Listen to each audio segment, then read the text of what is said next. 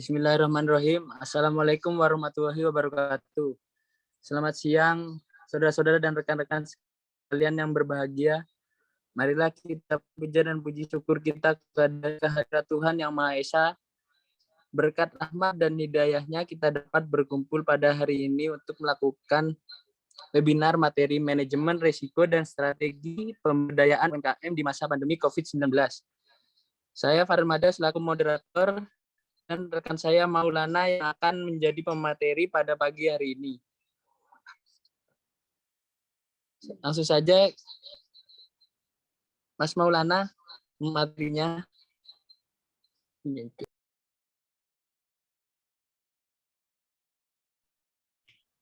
Baik, Assalamualaikum warahmatullahi wabarakatuh. Terima kasih atas waktu yang diberikan oleh moderator. Di sini saya akan menjelaskan terkait manajemen risiko yang dialami oleh UMKM pada masa pandemi kali ini. Jadi manajemen risiko sendiri merupakan sarana dan alat perbaikan dalam menjalankan standar operasional, prosedur, dan petunjuk teknis dalam sebuah sistem. Di sini saya akan menjelaskan terkait manajemen risiko sendiri. Jadi di masa pandemi ini, setiap UMKM sebagai bentuk badan usaha yang terkecil dalam menjalankan sebuah bisnis tentunya mengalami setiap lika-liku dalam berbisnis yang diakibatkan oleh COVID-19 sendiri, dikarenakan kesusahan mencari modal, pemasukan minim, dan diharuskan untuk mengurangi jumlah pekerja yang menjalankan UMKM sendiri. Dalam dunia ekonomi mikro, dikenal dengan istilah penawaran dan stok atau supply atau permintaan, penawaran dan permintaan. Jadi adanya supply dan demand, permintaan dan penawaran seimbang agar terciptanya sebuah target dalam sebuah UMKM dapat terwujud. Bisa dilanjut.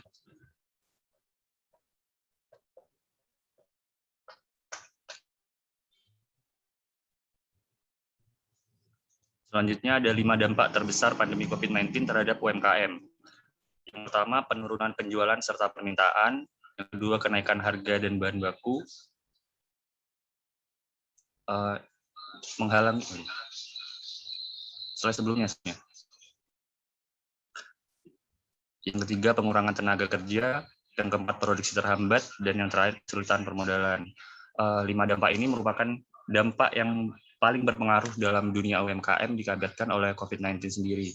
Penurunan penjualan serta permintaan dikarenakan terbatasnya komunikasi serta transportasi dan mobilitas sosial yang diakibatkan oleh pandemi sendiri yang begitu cepat penyebarannya dan memaksa pemerintah untuk menurunkan peraturan untuk menjaga jarak antar satu sama lain, menyebabkan UMKM yang harus terjun di jalan langsung ataupun di lokasi kegiatan diharuskan untuk menjaga jaraknya sesuai dengan protokol kesehatan yang menyusahkan antara penjual dan pembeli ataupun produsen serta konsumen.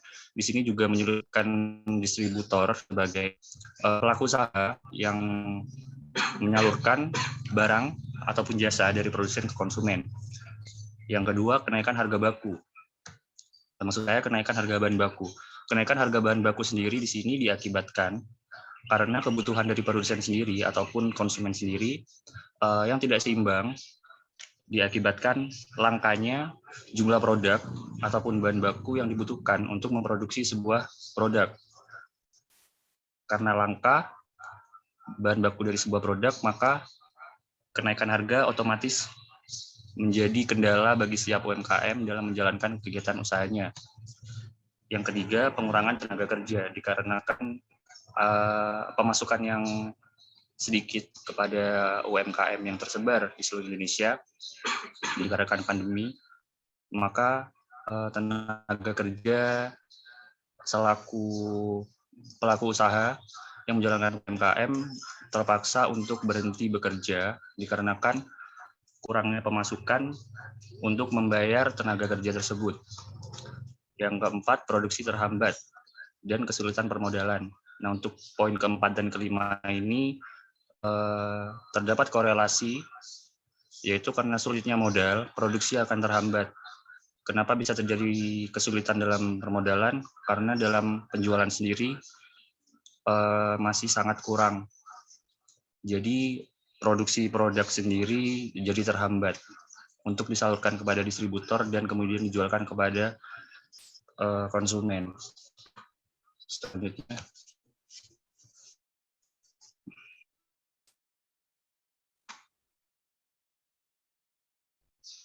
Selanjutnya ada rancangan pemerintah untuk pengembangan UMKM. Yang pertama, pengembangan UMKM yang dilakukan dengan pendekatan kelompok atau klaster. Yang kedua, penentuan prioritas komoditi berorientasi pada ekspor dan substitusi impor. Yang ketiga, pemberdayaan UMKM yang dilakukan secara lintas sektoral dengan one gate policy. Yang keempat, modernisasi dan inovasi dari berbagai hal. Pengembangan UMKM yang dilakukan dengan pendekatan kelompok atau klaster yaitu adanya kinerja dan korelasi ataupun kerjasama antara pihak pemerintah dan swasta untuk mengembangkan sebuah UMKM yang mampu bersaing di masa pandemi COVID-19 ini. Penentuan prioritas komoditi berorientasi ekspor dan substitusi impor.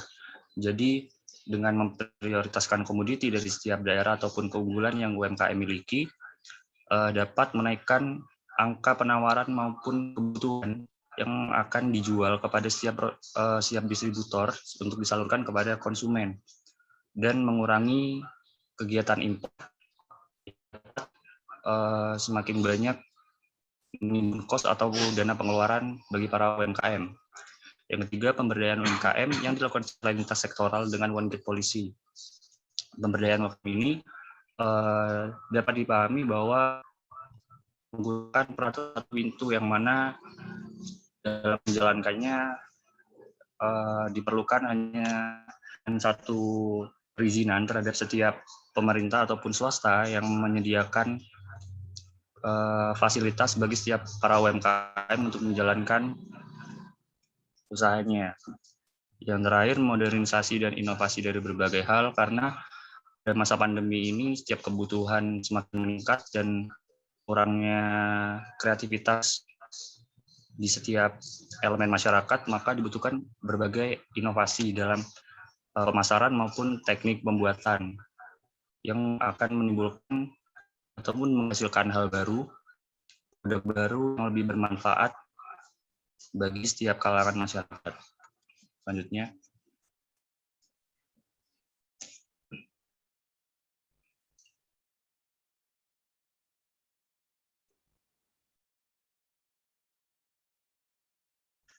Selanjutnya ada strategi pemberdayaan. Di masa pandemi ini, omset pelaku UMKM juga menurun drastis. Media pemasaran tradisional yang banyak dilakukan yaitu melalui mulut ke mulut di kondisi sekarang menjadi suatu hal yang mustahil untuk dilakukan. Dukungan pemerintah melalui kerjasama dengan pihak penyedia komunikasi dalam penyediaan kuota gratis sangat dibutuhkan. Selain itu, pihak akademisi juga membutuhkan motivasi lebih dalam penyediaan sarana dan prasarana sosialisasi, pelatihan, dan komunikasi secara daring. Di sini dapat dipahami bahwa peran pemerintah, swasta, maupun akademisi dari setiap pendidikan sangat dibutuhkan untuk menggerakkan ekonomi yang ada di negara Indonesia ini. Pemerintah sebagai otoriter utama memberikan peraturan terkait UMKM, lebih tepatnya peraturan darurat terkait penyesuaian pelaksanaan UMKM di masa pandemi ini, didukung oleh para pihak swasta yang dapat membantu sebagai pihak yang menyediakan komunikasi maupun sarana prasarana untuk memudahkan mobilitas UMKM yang ada di Indonesia saat ini. Peran akademisi memberikan motivasi dan inovasi berupa penyuluhan ataupun sosialisasi dan memberikan fasilitas berupa pelatihan secara daring untuk menghindari kontak secara langsung yang sangat sulit untuk dilakukan pada masa pandemi saat ini. Selanjutnya.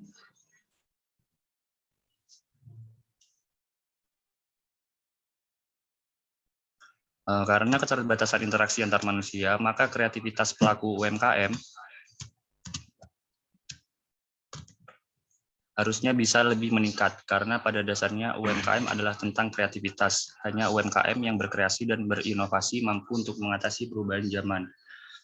adanya pikiran-pikiran yang kreatif dapat dikembangkan untuk memanfaatkan setiap usaha maupun badan usaha milik desa ataupun UMKM sendiri untuk saling berkolaborasi dalam memperjuangkan keberadaan UMKM-nya di masa pandemi saat ini, yang mana dalam segi hal pemasukan dan adanya tekanan dari produksi sendiri yang begitu sulit, maka mau tidak mau UMKM dituntut untuk menjadi sebuah badan ataupun usaha yang multitasking dalam menghadapi perubahan zaman di masa COVID-19 ini.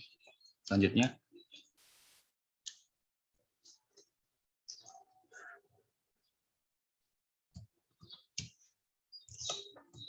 Pengusaha UMKM dituntut untuk mampu menyiasati, namun kali ini perumusan strategi tidaklah dilakukan sendiri. Oleh karena itu, sinergitas antara pemerintah, swasta, dalam penyediaan sarana dan prasarana, serta akademisi yang tidak kalah penting untuk memberikan akses pengetahuan dalam peningkatan usaha dan efektivitas dan efisiensi biaya merupakan hal yang sangat diharapkan dalam masa sekarang ini.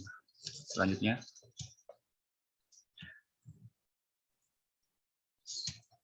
Untuk menjalankan rencana-rencana yang sudah diterapkan ataupun disosialisasikan kepada setiap kalangan ataupun elemen masyarakat oleh pemerintah dan swasta, yaitu dapat berupa tiap pihak itu harus saling bahu-membahu membentuk sinergi yang bukan hanya memberdayakan UMKM, membantu pemerintah menggerakkan perekonomian, atau bahkan memotivasi akademisi untuk melakukan tridharma perguruan tinggi, namun melakukan semuanya secara bersamaan.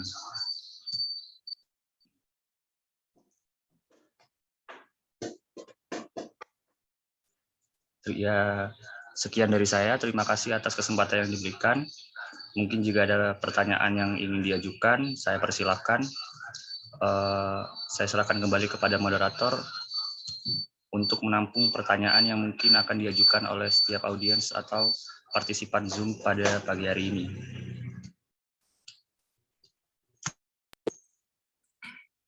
Ya, terima kasih Mas Maulana. Apakah ada pertanyaan?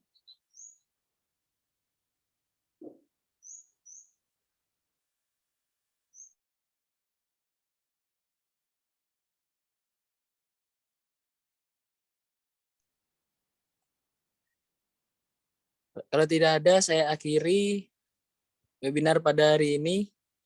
Terima kasih semuanya yang telah hadir. Assalamualaikum warahmatullahi wabarakatuh. Waalaikumsalam warahmatullahi wabarakatuh.